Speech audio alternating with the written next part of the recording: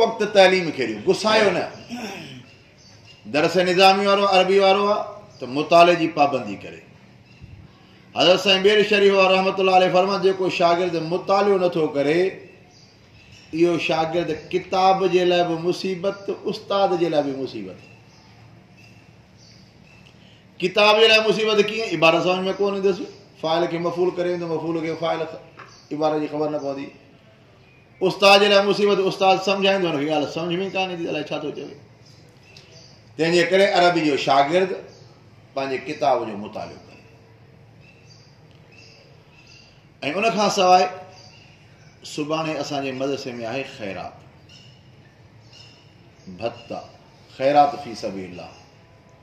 पाड़े वारनि जी ख़ैरात। असांजो पुराणो जमायती हुयो हाजी कुर्बान बब्बर, तव्हां ॾिठो, इहो वफ़ात करे हो हीअ रमज़ान न, अॻे रमज़ान जे 28 रमज़ान मुबारक ते जुमे जॾहिं वफ़ात करे हो। उनजे वारिसनि कई आहे ख़ैरात मदरसे में। शाम जो हिते शामियाना लॻंदा, देगूं हितां परियां मदरसे पढ़े जॻह जिते सिरूं पयूं आहिनि हिते तयारु थींदी। हाणे इहे मुख़्तलिफ़ तबियतुनि जा माण्हू ईंदा, के मुवहिद बि हूंदा, के बरेली बि हूंदा, के शिया बि हूंदा, मुख़्तलिफ़ तबियतुनि वारा माण्हू ईंदा। ऐं तव्हां तालिबनि खे नोट कंदा, तालिब पढ़नि था या हरकत था कनि, या तालिब गारियूं था ॾियनि। को बि तालिबुल इल्म हरकत न करे। सुबुह जो सवेर इंशाअल्लाह फजर निमाज़ खां बाद में क़ुरान शरीफ़ जो ख़तम शरीफ़ थींदो उन मरहूम जे लाइ। पोइ सुबुह जो ख़ैरात आहे, सभई गॾिजी मानी बि खाईंदासीं ऐं दुआ बि कंदासीं।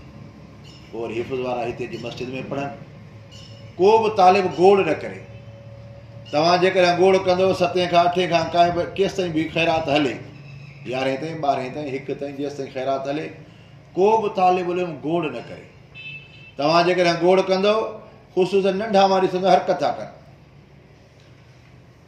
नंढा तव्हां उथी वियो, नंढा जेके आहियो उथी वियो, नंढा जेके आहिनि मां ॾिसंदो आहियां न, इहे फारूक न, इहे वॾो हरकती आहे, इहे जेको आहे नंढा हरकत कंदा आहिनि।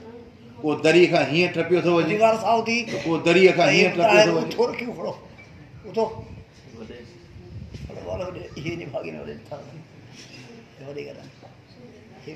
तव्हां हरकत कंदा आहियो, मां ॾिसंदो आहियां न। को हुन दरी मां टपियो थो वञे, त को हुन दरी मां टपियो थो वञे, त हुनखे भितर, हुनखे लत, हुनखे मुक।